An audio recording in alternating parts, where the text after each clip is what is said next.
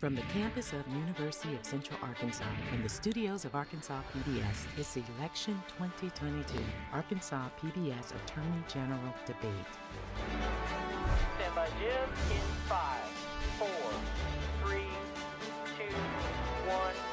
Up on Jim and cue Steve. And hello again, everyone, and welcome again to Debate Week on Arkansas PBS. At this hour, the candidates for Arkansas Attorney General.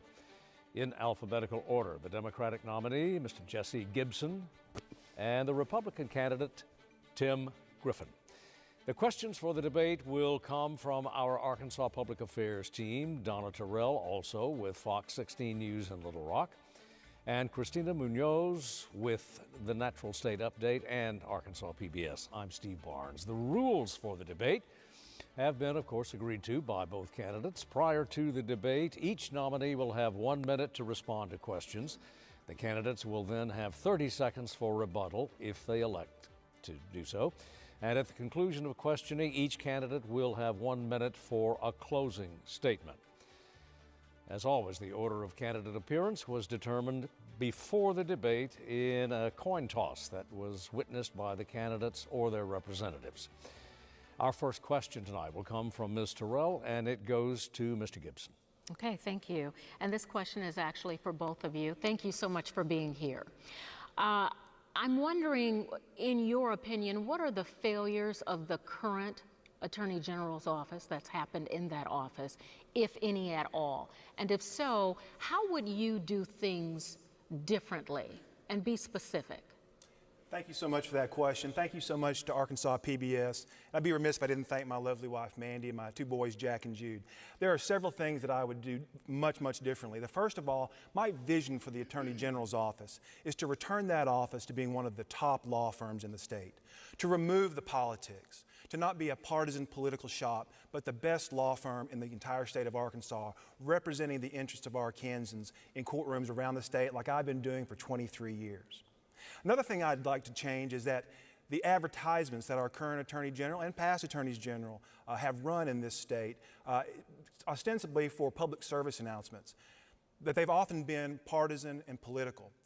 Using the taxpayers' money, I'll always be a good steward of that money that's received from lawsuits or settlements, and I won't run those kind of ads unless there's a public declaration of emergency. I've even suggested a moratorium on those ads 30, 60, 90 days before any primary general election to avoid the appearance of impropriety. Mr. Griffin, you have 1 minute, sir. Well, first of all, thank you all for letting us have the opportunity. I want to thank my wife, Elizabeth, who's here, my 3 kids. Hopefully, they're in school. They're not here, but thank you all for having me. Anybody that knows me knows that I'm going to do things the way I do them and not copy. In the Army, we have a saying, after you analyze the way something is conducted, we ask, do we improve it or do we sustain it? I think there will be things that I sustain, but there are also things I would do differently. I believe that the ad campaign, particularly the public service announcement campaign that cost millions of dollars, was a waste of spending, should not have happened. I've shown that I could be a good steward of taxpayer dollars. I cut my budget in the Lieutenant Governor's office. I cut the staff in half. I will elevate the opinion section, and I will be much more engaged with the legislature, helping them work on legislation so that if I ever have to defend it, it will be on solid legal ground. Time, sir. Mr. Gibson, back to you for 30 seconds. In my 23 years of practicing law, I've learned one immutable truth, and that the only currency that you have in the practice of law is your reputation for fairness and honesty in the cases that you handle, the way you deal with your fellow attorneys, and a sense of collegiality and cooperation. I want to bring that sense of collegiality and that integrity that I've built over those 23 years of practice to the Attorney General's office. I think it's very key because it builds trust with the people of Arkansas. It builds trust in that office that you'll always do the right thing for Arkansans. Mr. Griffin, back to you for 30. Well, here's the bottom line. As the president of the Senate, as the Lieutenant Governor, and serving in that role as the presiding officer, I've had to work with Democrats and Republicans. I've had to put the partisan label to the side. Yes, I'm elected as a Republican, But in the role as president of the Senate, I had to be a fair arbiter. I will be that way as Attorney General. Yes, I'm running as a Republican, but first and foremost, I want to be the state's attorney, which is not a partisan role. And our next question from Ms. Munoz, and it goes first to Mr. Griffin. Thank you for both of you as well. You've both shared a little bit about your backgrounds, but let's go ahead and dig a little deeper into that. What makes you qualified to be the state's lead attorney, Mr. Griffin? Well, first of all, I will be ready on day one to be the state's attorney general. I have been a federal prosecutor on more than one occasion. I have been a military prosecutor. I've been an attorney for 26 years in the United States military and am now the chief legal advisor to a 2-star general at Fort Jackson, South Carolina. I've been a member of Congress on the House Judiciary Committee. I have worked in the federal government and now in the state government and also in the private sector. I have a breadth of experience that I will bring to this job. I also think the relationships that I've developed in the legislature as Lieutenant Governor will benefit me greatly as Attorney General. Mr. Gibson. In 23 years of law practice, almost a quarter century, that's a little hard for me to say out loud, but I've tried over 100 cases to verdict. I've represented individuals just like all of you out there tonight or this morning in cases all across Arkansas. I have litigation experience in Arkansas courtrooms. I've been in leadership positions that attorneys have elevated me to. I've been the president of the Arkansas Trial Lawyers Association, been involved in lots of public policy debates in that role. I've been on the board of trustees of the Arkansas Bar, where my fellow attorneys entrusted me with preserving and furthering interests in behalf of the legal profession. I've been in Arkansas courtrooms representing people who've suffered great loss. We can compare our track record on litigation experience. You can compare Mr. Griffin's record as to what cases he's handled in Arkansas courtrooms. It's on Court Connect, it's public, and the answer is 0. I have handled many cases in Arkansas, and I'll be ready to have that litigation experience and serve the people of Arkansas. Back to Mr. Griffin, 4:30. We certainly can compare our litigation experience, and that is one thing to look at. But a lot of the military stuff that I have done has involved either litigation or assisting with adversarial proceedings. I have also been in litigation as a commercial attorney. But here's the deal. This job is not about litigation. Most attorneys general aren't litigating every day. This job is about judgment and leadership. And that's where I have the advantage, because my opponent has not demonstrated the judgment over the years and has not demonstrated the same track record. Call time. Governor, Mr. Gibson, over to you for 30. I do think leadership is important. You know, Bear Bryant once said famously that when we win, everybody else gets the credit. When we lose, it's my fault. What we've seen over the last 8 years of a Republican governor, attorney general, lieutenant governor, secretary of state, House and Senate, we've seen crime skyrocket in our state. And instead of trying to take a responsibility for that and saying we messed up, we're going to do better, the Republican Party is blamed. Honestly, I don't know who they're blaming for the crime issues. But leadership means taking responsibility when things don't go right. Question for both of you gentlemen, beginning with Mr. Gibson. The incumbent Attorney General is wont to note that she has filed 100 pieces of litigation or more against the incumbent presidential administration. Beginning with you, sir, how much of that litigation was necessary? Are there individual actions that you would say, no, I would not take that action? Absolutely, and that's a great question, Steve. I think a great deal of that litigation has been frivolous. I think it's been political grandstanding. I think it's been unnecessary. It shows the difference between political rhetoric and law. Politicians can say a lot of things, a lot of empty rhetoric, but when you have to actually go to court with evidence and facts and testimony, that political rhetoric does not work. The issues that the current Attorney General has taken against the current Biden administration has shown that they're more interested in politics than good governance, than justice. They've done these things involving elections, challenging the other states' elections. As I travel around the state, that is one thing that I hear from Republicans, Democrats, all across this state, that was simply a bridge too far, a waste of our taxpayer resources, a waste of the resources of the Attorney General's office, and not the kind of action we want out of the Attorney General. Over to you, Mr. Griffin. Yeah, well, I think what you've just heard is a partisan answer. Look, I think the truth is some of those lawsuits should have been brought, and some of them shouldn't. In fact, there have been some that I wouldn't have brought, but there have been many where the Attorney General has been successful. And I know her Solicitor General, and he is a highly talented litigator, and he's won some key victories even in the United States Supreme Court. So look, I think if you paint it with a broad brush, you're giving a partisan answer. I think that there are some that were actually very good ideas. And I'll say this, you can't discard that role. Attorneys General have a role in looking at what's coming out of Washington, whether it be executive orders, regulations, laws coming out of Congress, and they are part of the constitutional system. They are part of the checks and balances to push back when there's federal overreach, whether it's from the Biden administration or the next administration. That's an important role. Got to go back to Mr. Gibson, 4:30. Without any specifics, I really don't know what specific plans or actions that he's talking about. But what I do know that is wrong, and what I do know that politicians do, is predetermine their course of action.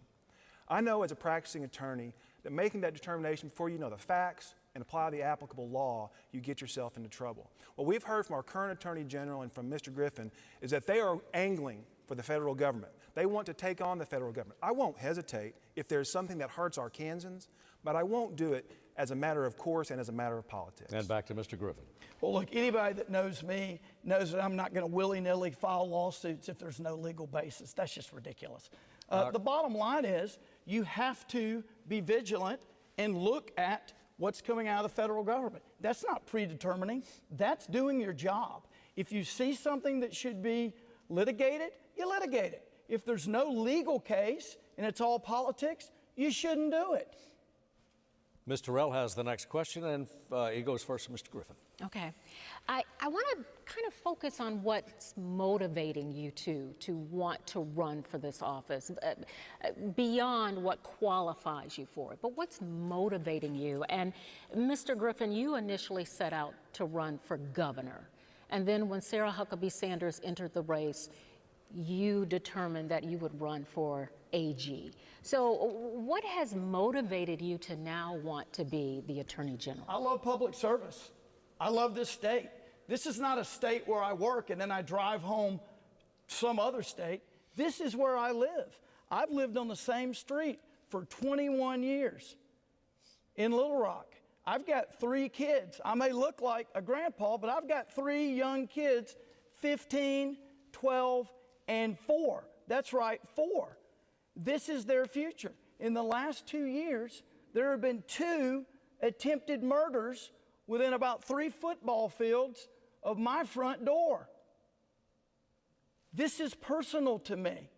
If I were not serving in public office, I would still be, you probably wouldn't invite me to participate in a debate, but I would still be extremely passionate and forward-leaning because I live here. And I love my city and I love my state. And I don't care what capacity, I will always be engaged.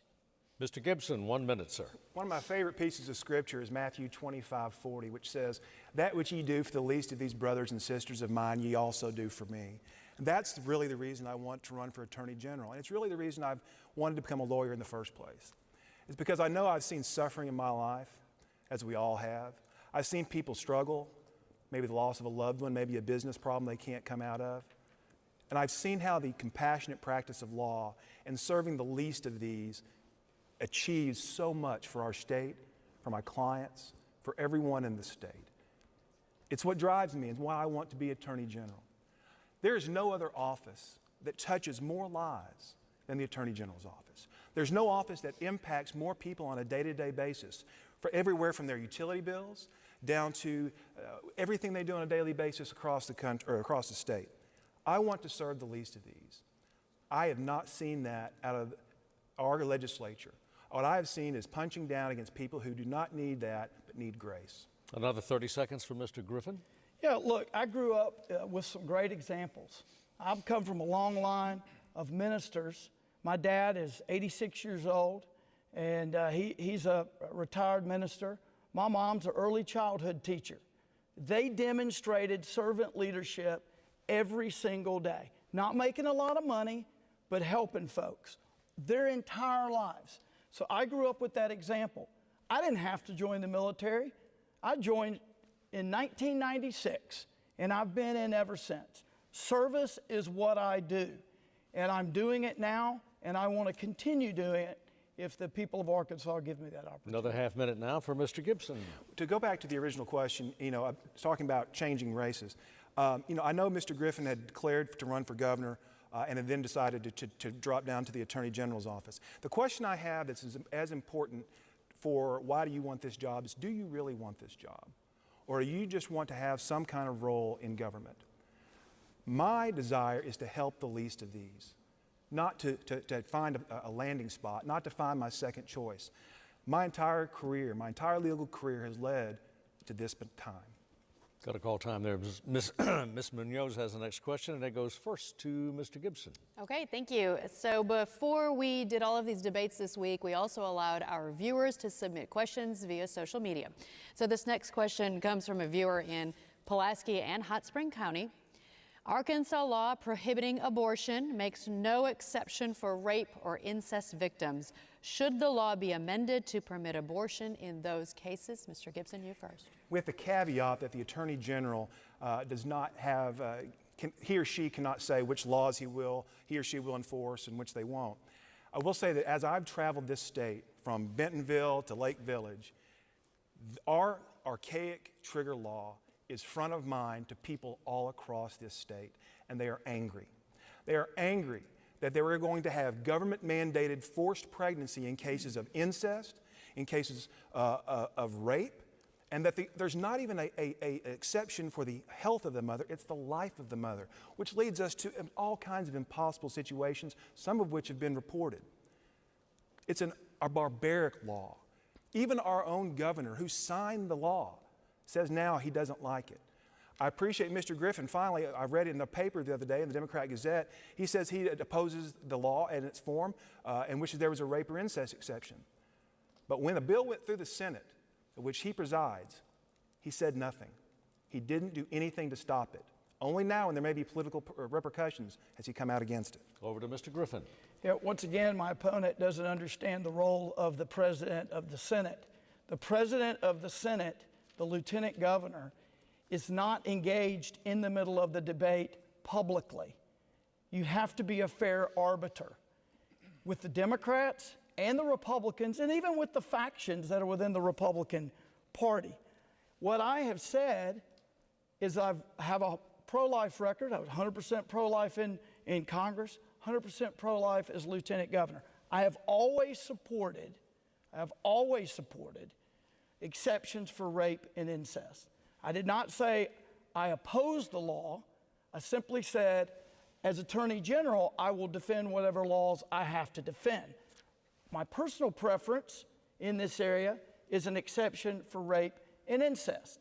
There's some discussion about this among legislators, and I believe that there will be more discussion when we have our session. You have another 30, Mr. Gibson. That session does not start for several more months. How many women have to be put in impossible positions before we take action? How many women have to have that conversation with a doctor who then has to get on the phone with the hospital's lawyers about, can we do this procedure? This law will cause harm. And just saying we'll look at this in the future is not leadership. That's passing the buck. When the chips were down, when the decisions were made, the Republican Party did nothing. Mr. Griffin, you have another 30 seconds, sir. Yeah, I'm not sure what action Mr. Gibson is proposing. We don't have a full-time legislature. Thank goodness. I don't think we should. I like the Constitution as it currently is. Now, the governor could call a special session if he wanted to do that. That's up to him. We all know that the lieutenant governor cannot call a special session. That's not one of the roles enumerated in the state constitution. So this will be taken up, I believe, but I'm not a legislator. But I'll defend the law in the role as Attorney General. Got to call time, Mr. Griffin. To both gentlemen, beginning with Mr. Griffin, as a matter of law, as your own legal philosophy, your own legal schooling and education, beginning with Mr. Griffin, was Roe properly decided back in the 70s, and does the repeal of Roe infringe on women's rights improperly? No, it was not properly decided. It was, to be blunt with you, it was made up out of whole cloth. And I think that answers your second question. Look, just because you think something should exist doesn't mean it's in the Constitution. There are a lot of things that you may want, but that doesn't mean they're in the Constitution. You can't just make stuff up. And that's a particular philosophy. Those who see the Constitution as this morphing, living document basically mean that as times change and as circumstances change, they can just create things out of thin air. And that's what was done with the right to privacy as it was laid out in the Roe case. And it's been a long time coming. It should be with the states. It's with the states now. Got to go to Mr. Gibson. You have 1 minute, sir. The only thing I can say to the people of Arkansas is that with this philosophy, take cover. Because under this philosophy, you'll see all kinds of rights under attack. There will come after many rights that we hold dear and become woven into the fabric of our country and of our state. I do believe that original decision of Roe was founded upon sound legal precedent. I do believe that it would become, over the last 50 years, deeply ingrained in our culture and in the decisions that women make. So the only people that belong in that decision-making room are a woman, her doctor, and if she so chooses, her pastor. Placing government into that room to make those decisions for women is wrong. It's an overreach. We started talking about overreach a little bit already. That is the most egregious form of overreach, and it's improper. Mr. Griffin, you have another 30. Well, my opponent misses a fundamental point. There are 3 people in the room, and one of them can't speak. And that's the problem with his view of the world. His view is, as long as the mouth is shut on the baby, it's not a person. And I just disagree with it. And, the great news is most Arkansans totally disregard what he said. And if you want to amend the Constitution, you don't just wake up with a view of what it should be and write it in a court decision. You try to amend it. And if you can't get it amended, calling time. Try again. Mr. Gibson, 30 seconds. No, I think that what we have to do, and what I think the people in Arkansas want, is to have women make these choices. Women have the right to their bodily autonomy. Women have the right to make these choices. It's a matter of health, it's a matter of safety, and I'll always protect that as your Attorney General. Our next question from Ms. Terrell, and it goes first to Mr. Gibson. As my colleague Christina pointed out, we did receive a lot of viewer questions. This one is inspired from one of our viewers in Benton County. What is your view on former President Trump's involvement, if any, in the January 6th insurrection? And if that had happened in the state of Arkansas, would you prosecute? Thank you for that question. January 6th was the day I decided I wanted to run for Attorney General. It was the day that I sat in my office and thought, our country is falling apart. And it's time to do something. It's time to get off the couch. It's time to put your phone down. It's time to get in the game. And the best way that I could do that is to run for Attorney General. The legal system is running its course. There have been many, many convictions of people that were involved and engaged in that horrible day, that attack on our country. There will be more. The January 6th Commission has requested Mr. Trump to attend those hearings, and justice will run its course. We'll see where that goes. But if it happened in our capital, If there had been insurrection in our capital, of course we would prosecute. Of course we would urge county prosecutors to take action. Of course we would want to back the blue. You can't back the blue if you don't call out what happened on January 6th as for what it was, a direct attack on our democracy, our law enforcement, and our institutions. Mr. Griffin, 1 minute. I was disgusted by what happened on January 6th. I said it back then. I've said it since then. I've slept in those buildings.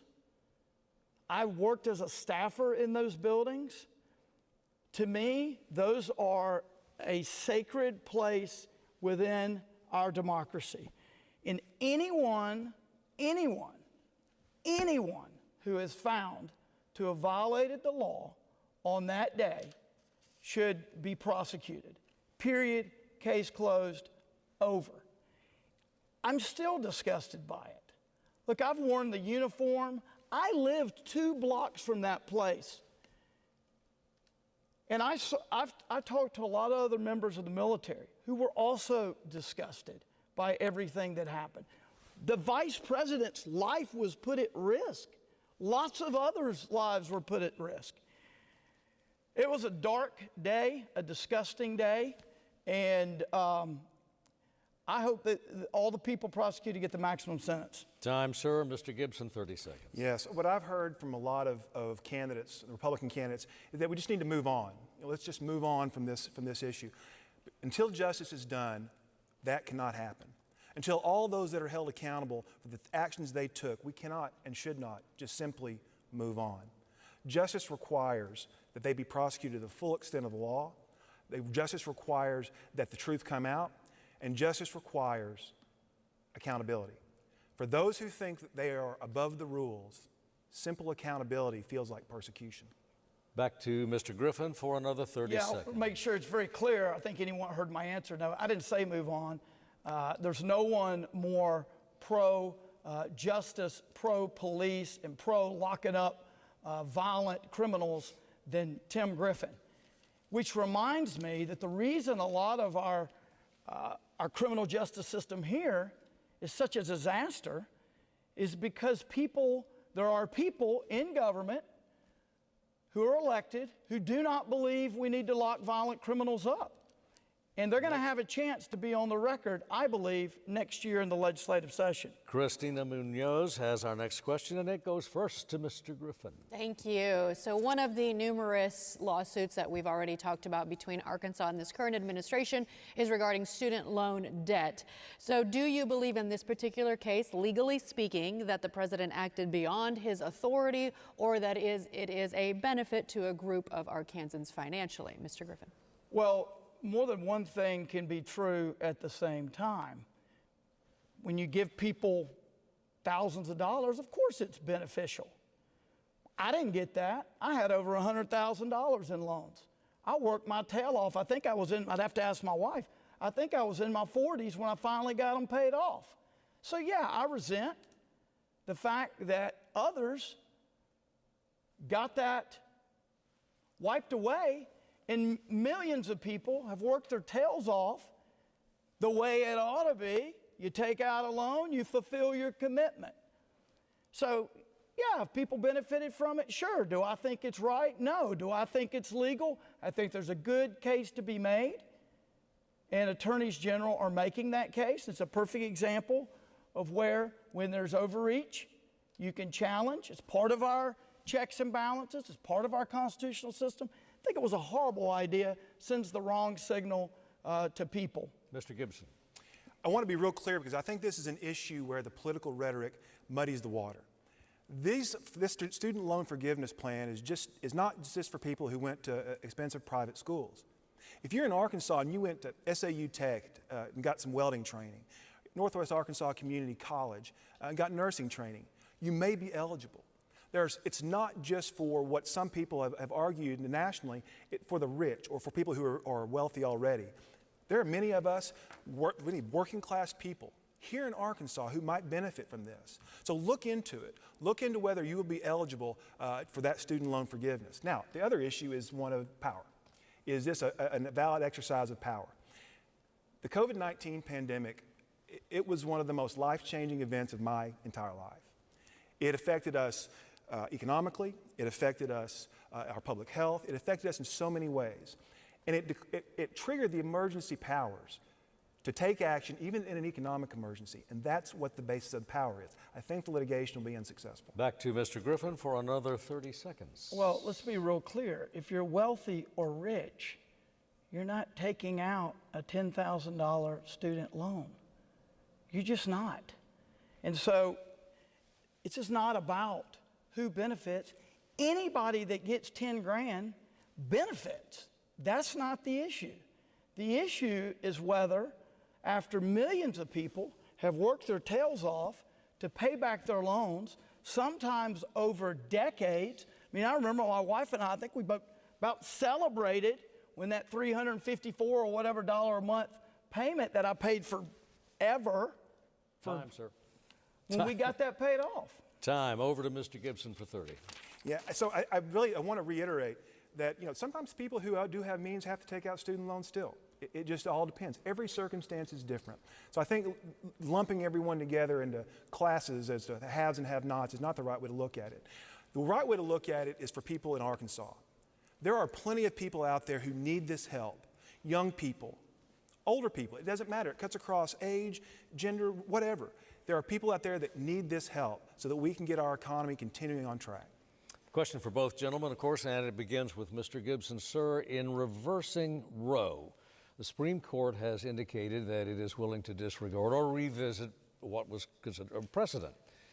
Some are now arguing that same-sex marriage should be revisited, reconsidered by the court. Give us your thoughts. I think that'd be Would you support that? Oh, no, certainly not. And that's what I warned about a little earlier, Steve, when I spoke about take cover, is that there are many rights that have become ingrained in our society. Interracial marriage, same-sex marriage, lots of these things that are based upon the similar rights to privacy in Roe. They may be on the ballot if politicians are allowed to go after them. If you're being intellectually honest about the reasoning in Dobbs, they are very much on the chopping block. And the question that Arkansans have to ask themselves is that the way we want to go as a state? Do we want to go back to times when we couldn't have interracial marriage? Do we want to have these policies that seem to have gone the way of the past? I don't think we do. That's why I think the harm that could have been, that was inflicted by the Dobbs decision won't stop there. Because as we have all seen, career politicians and creatures of Washington will always try to make those political points. Mr. Griffin, 1 minute. Yeah, so I believe that this is settled law. The Supreme Court hasn't called for this to be revisited. There is an individual member of the Supreme Court who opined in this area in dicta, but the idea that this is somehow about to be revisited is not true. I supported, like President Clinton and President Obama and so many, I supported the idea that marriage was between a man and a woman, but this is settled law.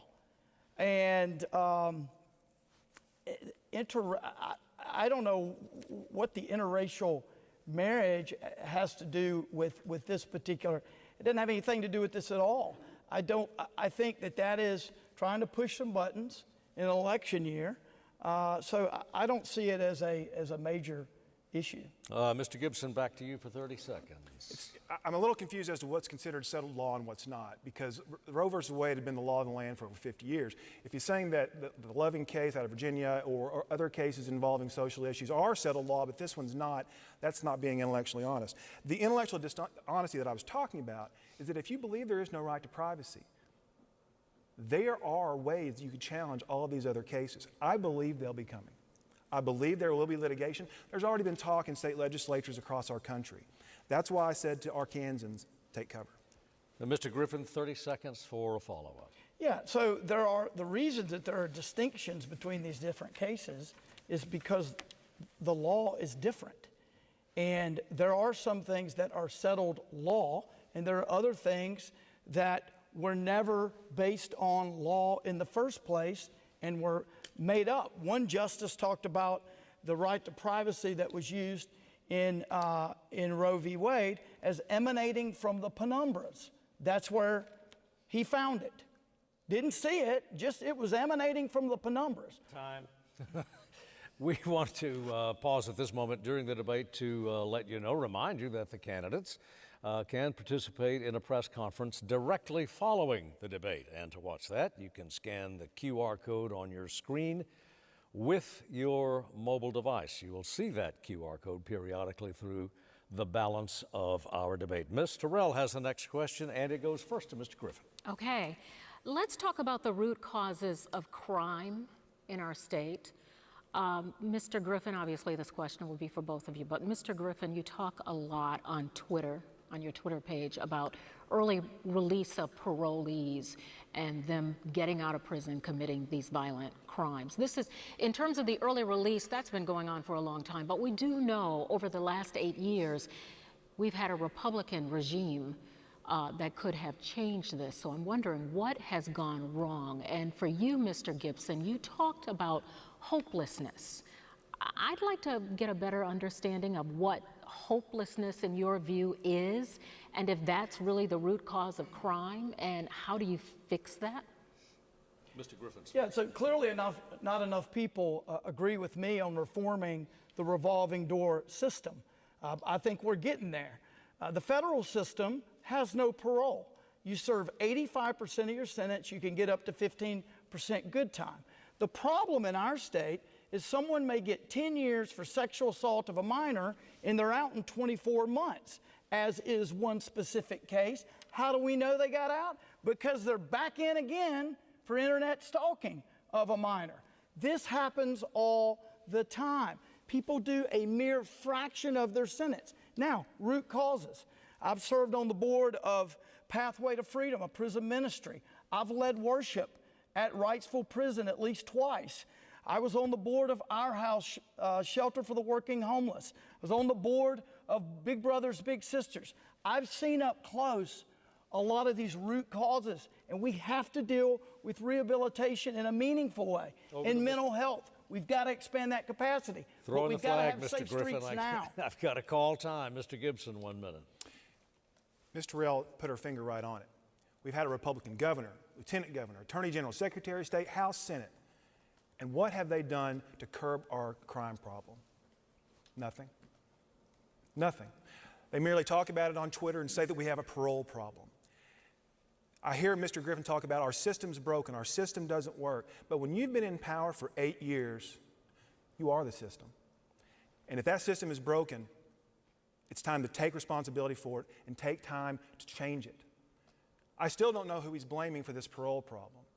I don't know if it's talking about the Republican legislature. I don't know if he's talking about the governor. I'm a little bit confused. But to your question about hopelessness and what I mean by that, it's multifaceted. I think it's about economic opportunity. I think it's about having educational programs that allow people to achieve their best. And there's a feeling of that hopelessness when you don't have those economic opportunities, say in the Delta or in South Arkansas. And it leads to this sense of hopelessness and problems moving forward. Over to Mr. Griffin for 30 seconds. I'm from South Arkansas, and so is my wife, so we're very familiar with the economic struggles of South Arkansas and do everything we can to address them. I can tell you this, the system that my opponent refers to is the system that was developed through Democrat rule for years. Should it have been changed yesterday, 6 years ago? Yes. 8 years ago? Yes. And I've pushed for this. It hasn't been, and it's because too many people agree with him. Mr. Gibson, 30 seconds. It's not leadership to look at the last 8 years and blame anyone but the current administration and the Republican Party. They've dominated all the constitutional offices, House, Senate. They've done nothing. He talks about the parole problem. It might interest the people of Arkansas to know that the parole board is appointed by the executive, of which Mr. Griffin is second in line of. Has he asked people to be appointed to that board? They're approved and confirmed by the Senate, of which he oversees. If there's a problem with our parole board, it's been on his watch. Christina Munoz with a question first for Mr. Gibson. Yes, this is another viewer question, this one coming from Montgomery County. Do you support the proposed amendment legalizing recreational marijuana in the state of Arkansas? Mr. Gibson, to you first. Again, this is one where the Attorney General, there may be litigation, so I want to give that caveat. So as a matter of policy, I'll give my thoughts. I do support the idea of recreational marijuana, and here's why. There's 30 some odd states out of 50 that have some form of marijuana legalization, medical, recreational. We have medical marijuana here in Arkansas. The train may not have left the station, but they're piling the coal on and the steam's pumping. This is the way that the country is going. This is the way the country is moving. This will do a couple things. It will put money in our state coffers. It will bolster our economy. And more importantly, if you're serious about crime in Arkansas, what this would do, it would be to free up resources so law enforcement can not deal with nonviolent drug offenses, but go after violent crimes, go after things that affect our safe streets, our safe neighborhoods, and our safe schools. I do support it. It's imperfect. It's an imperfect amendment, but I don't think we should make the perfect the enemy of the good. I think it would be a net positive across the board for the state of Arkansas. Tim Griffin, 1 minute. Let me say this first about crime. My opponent misunderstands the role of the lieutenant governor. We have one governor at a time. We have one attorney general at a time. I can tell you this, if you're a Republican and you have not been part of the solution on changing, transforming our criminal justice system, the parole system, yeah, I'll put the blame on you. I can tell you though, I think you're going to see, with all the new folks coming in, I think you're going to see massive change in this area as soon as the new legislature is seated, and I'm helping on that right now. On the marijuana initiative, of course I oppose this. This is ridiculous. It's to say that we're going to get more money for police. That's like saying I'm going to build more hospitals so I can make more people sick. You're going to create more crime. Here's the bottom line. We've all heard probably of Moonbeam, Jerry Brown. Hurry up, sir. I've got. All right, let me go back to Mr. Gibson. No, I know that Mr. Griffin has often talked about Jerry Brown, the governor of California. Let's not forget that California's got the 4th largest economy in the world. So I don't think that just poo-pooing and moving past the economic benefits is sound. I do think they're there, and I do think they're real. And I do think that what law enforcement will be able to do is to say, okay, we can now focus on the things that affect us in our homes, in our schools, in our neighborhoods. Those violent crimes that affect people all across our state. I think that's net positive for Arkansas. Now back to Mr. Griffin for another 30. He's not speaking facts. So we check with the corrections. There are fewer than 10 people in our prisons who are there because of simple possession of marijuana. The idea that this is what folks are spending, that the law enforcement spending their days on, is ridiculous. I drive past people smoking pot every day, and recreational is not even legal. Look, if we're going to have a bunch of poets in Arkansas, it may not matter as much if they're all high. But if we want people doing high-tech jobs that they've got to pass a drug test for, we're going to have a really hard time recruiting aerospace industry and car industry if they're high on pot. Governor, out of time. Question for, of course, both gentlemen. And Mr. Griffin, we'll begin with you. Amendment 3 on the ballot, a religious freedom amendment. It has been advocated by a great many in the clergy, obviously, but opposed by a great many in the clergy as well as in the bar.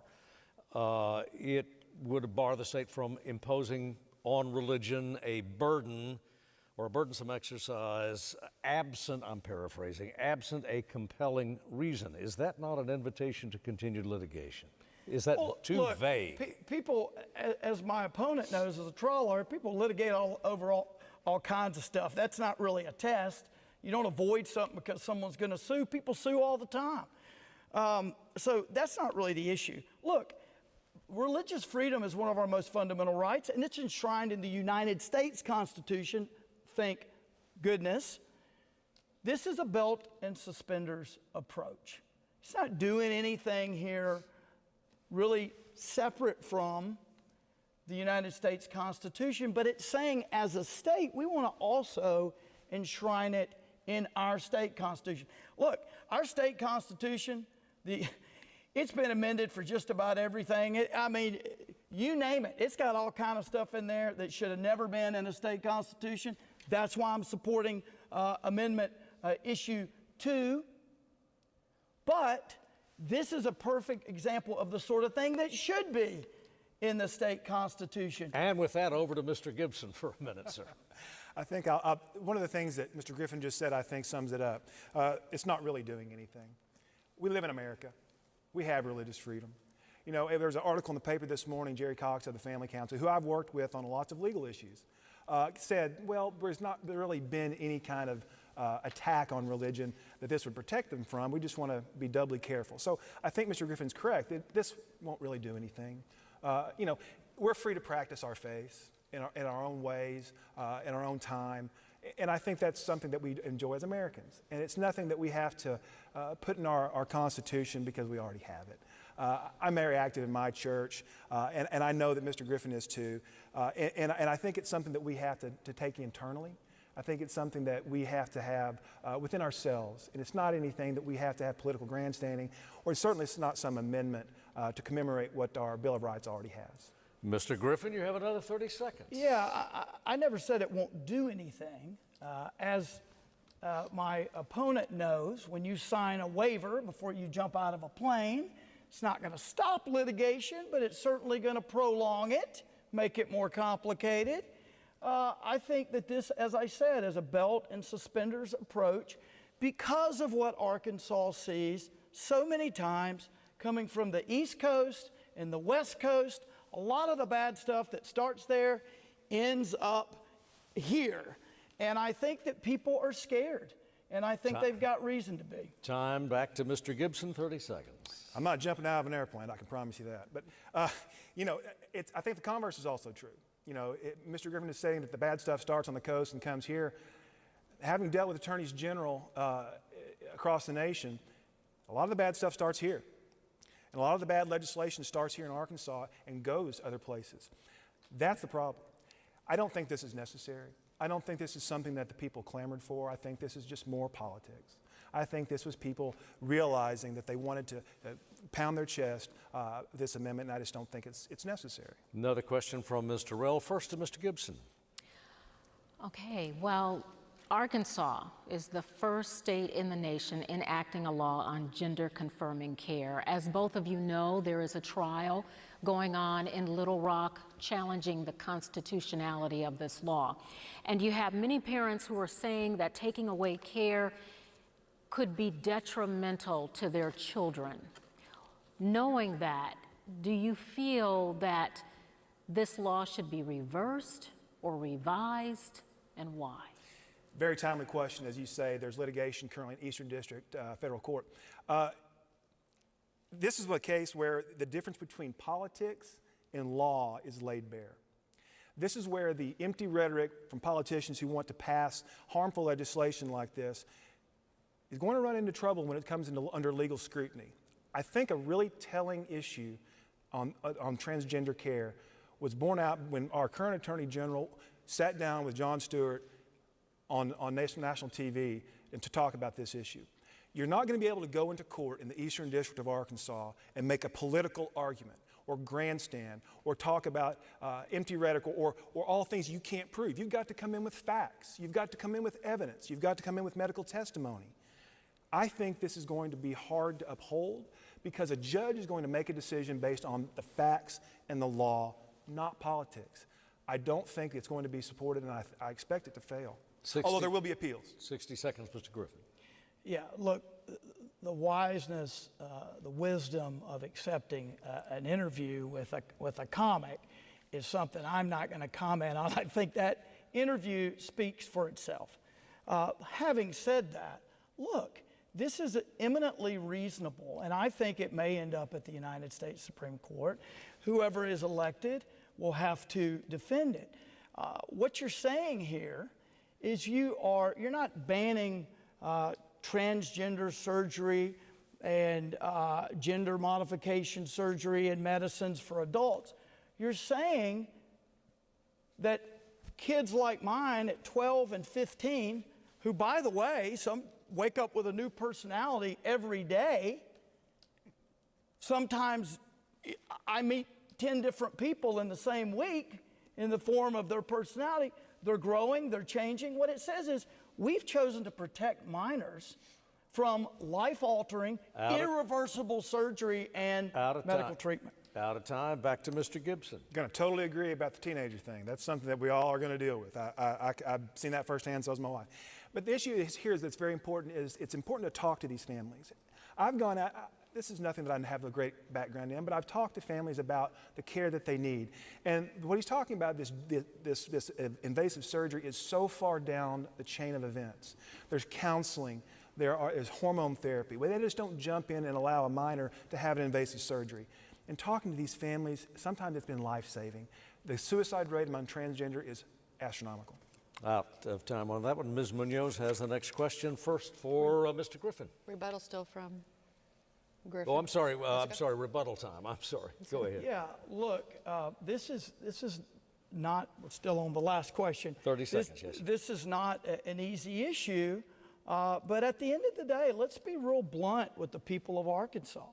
We're talking about cutting off, transforming, whatever technical term you want to, altering permanently the genitalia of 14, 15, 16-year-olds, removing the breast of a young woman who's not yet an adult.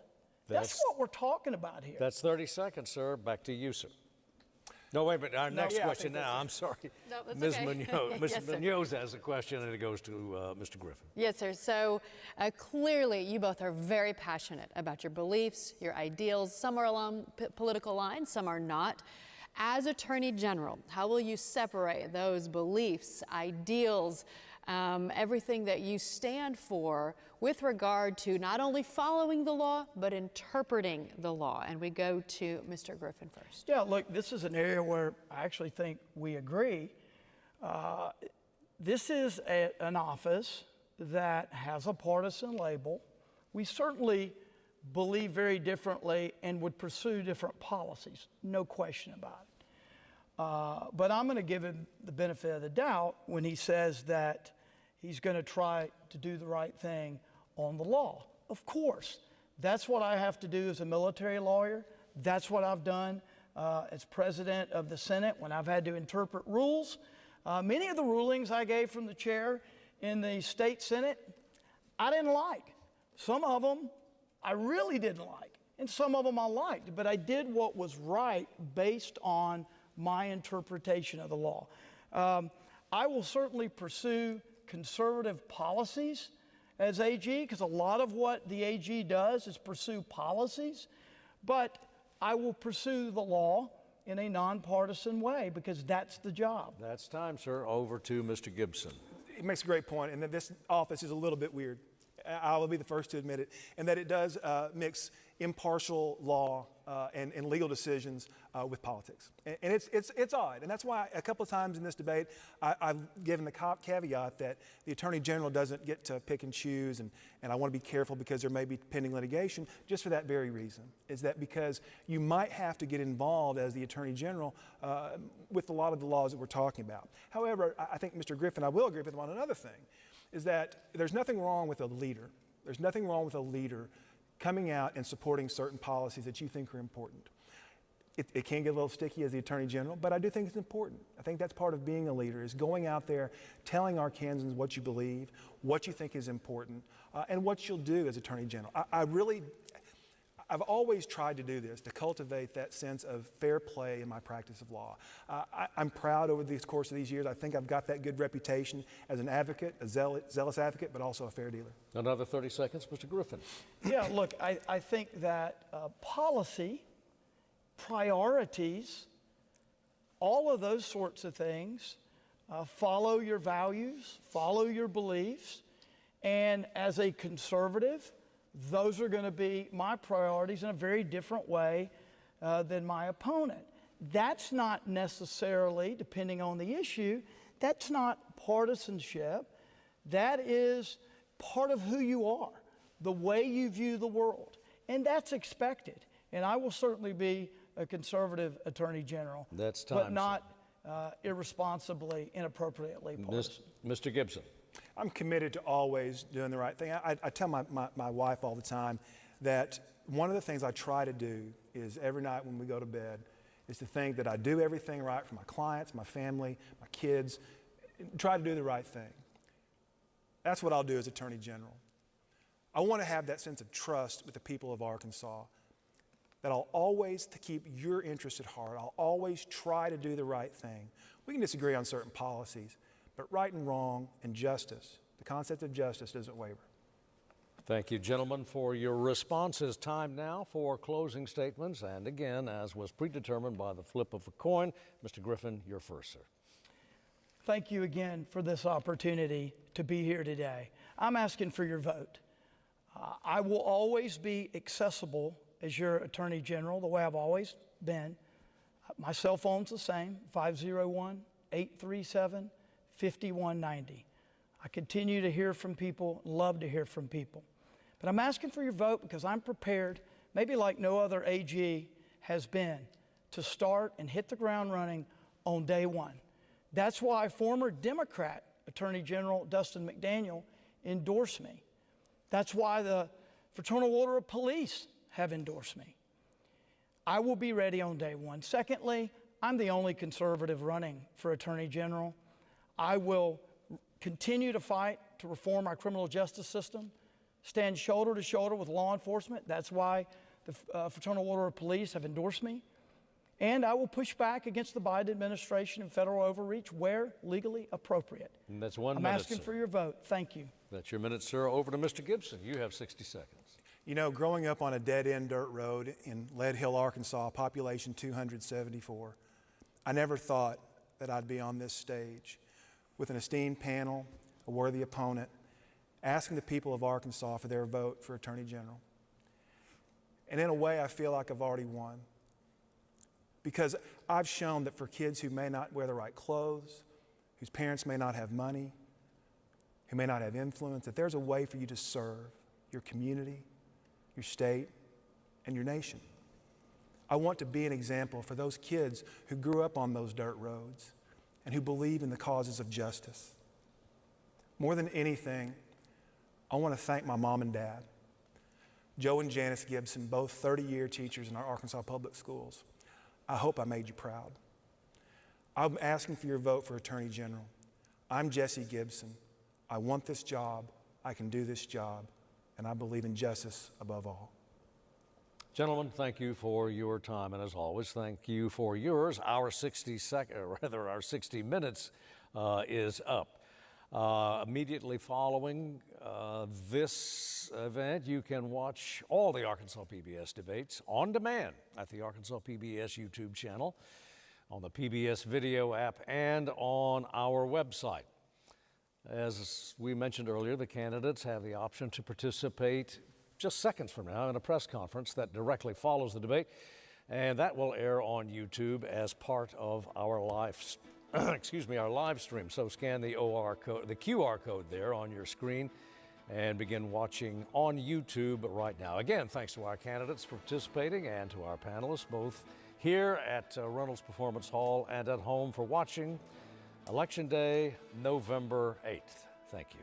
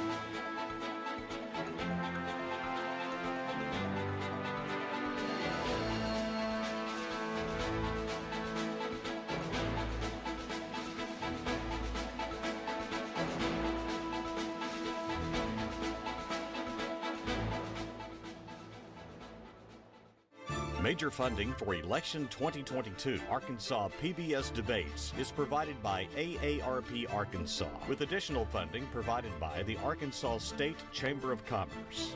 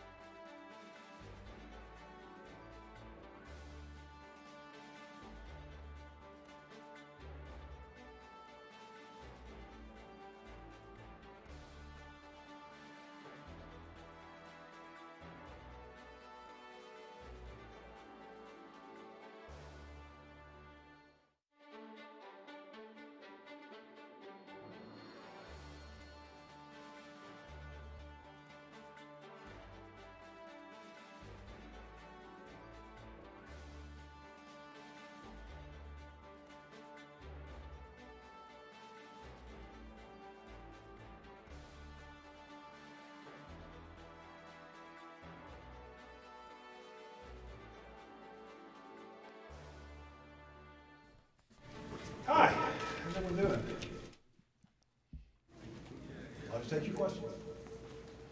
If you just want to start off by talking about how you thought the debate went. I thought it went really well. I think we were able to draw some clear contrasts. I think we were able to give the voters separate and competing visions about how we want the Attorney General's office to perform. I'm proud of how we did. I'm proud of the vision we set out.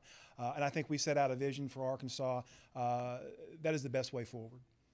You talked a little bit about the litigation going on right now with gender conforming care. Can you talk about how you would handle things differently and what your thoughts are? Yeah, and what my point was that I tried to make during the debate was that this is the difference between politics and law. You can't go into law, into a legal case, with politics, with rhetoric. You've got to come with facts, you've got to come with evidence, you've got to come with testimony. So that's what I think is very important. I know that's what Judge Moody is going to require in his courtroom. I've tried many cases in front of him, going back to when he was a circuit judge in Pulaski County. I know that's what he's going to require, and I know that's what the law requires. I know that's what, if the case goes to the 8th Circuit or ultimately the Supreme Court, that's how it'll be decided. How do you strike a balance between preventing crime and punishing those who have committed crime? You got to walk and chew gum at the same time. I mean, you've got to be tough on crime. Violent offenders have to be held accountable. But we have got to take steps to stop the revolving door in our recidivism problem. In the Southeast, we stand alone as the highest repeat offender recidivism rate anywhere. We've got to stop that with programs that work. The head of the Department of Corrections went to the legislature and begged for help, begged for programs that work, begged for job assistance, begged for assimilation programs. We've got to do both. It's not an either, it's not an or. Because if we don't work on it goes to overcrowding in our prisons. If we don't work on demand side issues, people going back into the system, we're only left with supply side answers, which is building more jails. Do you support the expansion of Arkansas's prison system like some Republicans, including the governor, have called for? Yes, I do. It's a short-term solution, but it's necessary as a stopgap. I think that we have to address, like I said, recidivism problems with good, effective programs. But in the short term, we have to do it. It's not one of those things that we may not be super excited about, regardless of party. But in the short term, until we can get those programs, it's necessary. How do you view the Attorney General's role in working with the legislature, particularly as it relates to proposals that you might view as unwise or even unconstitutional? There's two things I think that are the best way to handle that.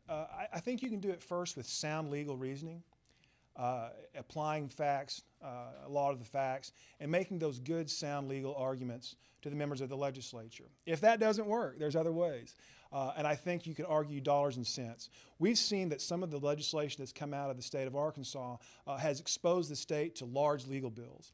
It has exposed the state's treasury to paying people who have challenged those bills. So if the appropriate legal analysis and arguments don't work, maybe dollars and cents in economics will. I kind of wanted to ask, on your website you kind of talk about how Griffin isn't really necessarily someone who is for veterans' best interest. What do you think whenever he leans on his experience, working for the military, like stuff like that? Excuse me, appreciate his service. I think that the issue that we really need to remember here is what Mr. Griffin has said he wanted to do as lieutenant governor. He said when he was elected that he doesn't do anything part-time, that he's going to be a full-time lieutenant governor 24/7, always advocating for the people's interest. Now, not long after making that declaration, he took a job with Purple Strategies, a DC consulting and lobbying firm, then later with Brunswick Corporation, another lobbying firm, and has never disclosed to who he has worked for. Why is that important? It calls his judgment into consideration, because we won't know if he has conflicts with litigation, whether it's in Veterans Affairs, whether it's in environmental issues. We don't know who he's worked for while on our taxpayer time. It's time he told us who they were, because there may be conflicts. If we have price gouging situations or Veterans Affairs situations, we need to know who he's worked for to know if there's a conflict or not. And that's a question that needs to be answered before people go to the polls. What's the first issue you would tackle as Attorney General? I'm sorry? What's the first issue you would tackle as Attorney General? Number one would be to stop the political ads utilizing taxpayer funds that are received from lawsuits and settlements. I've seen those ads. I've seen them run by both parties, including Dustin McDaniel. I opposed them when he did them. I think they were wrong. When Leslie Rutledge has run them, I oppose them as well. I think they're wrong. I think that under the guise of public service announcements, they've been used strictly for politics. Don't want to do that. I want to rebuild the trust, both within the office itself and also with the people. And I think the first step is to take care of those taxpayer funds. Are there ads that are appropriate? Yes, sir. Especially in cases of declared emergency, there are cases that are appropriate. You know, it may be helpful to say wear your seatbelt, but I don't think that's something that requires immediate advertisements. Specifically on the issue of elections, I think we can avoid all of this if we adopt what I've proposed, which is 30, 60, 90 days out from primary and general elections, we put a moratorium except for a declared emergency. That way, there's no appearance of impropriety. You've said that you would not let politics or anything enter into the office and that you'd be partisan when it comes to the law.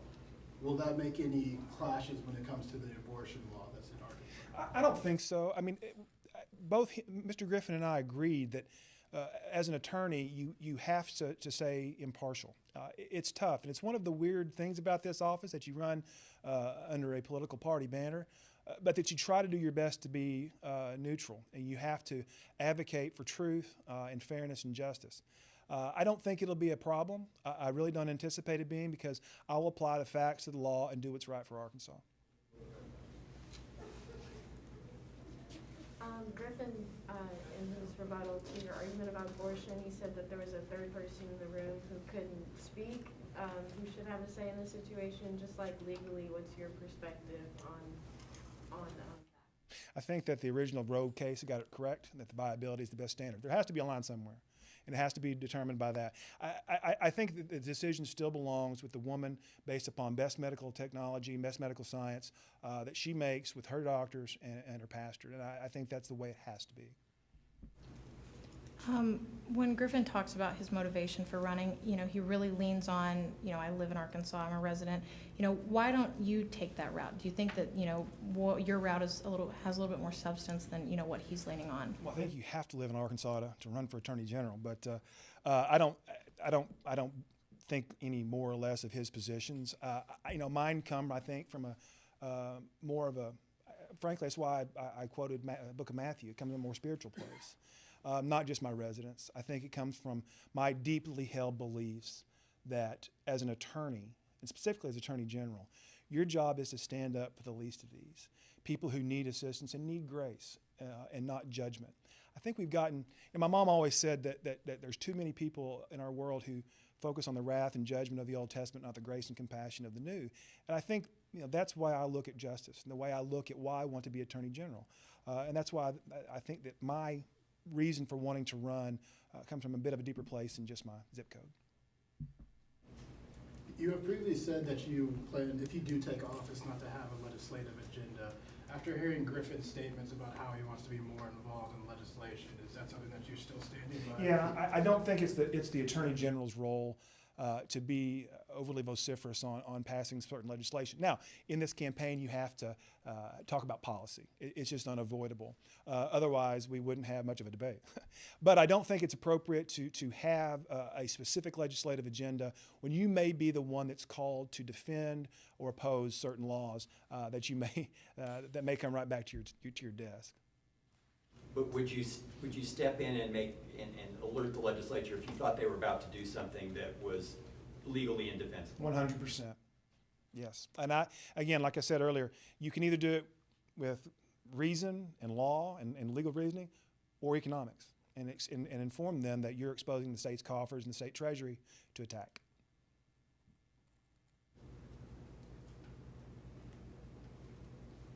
Anyone else? I sure appreciate it. This was a lot of fun. Thank you so much for your time. If there's anyone else, please let me know.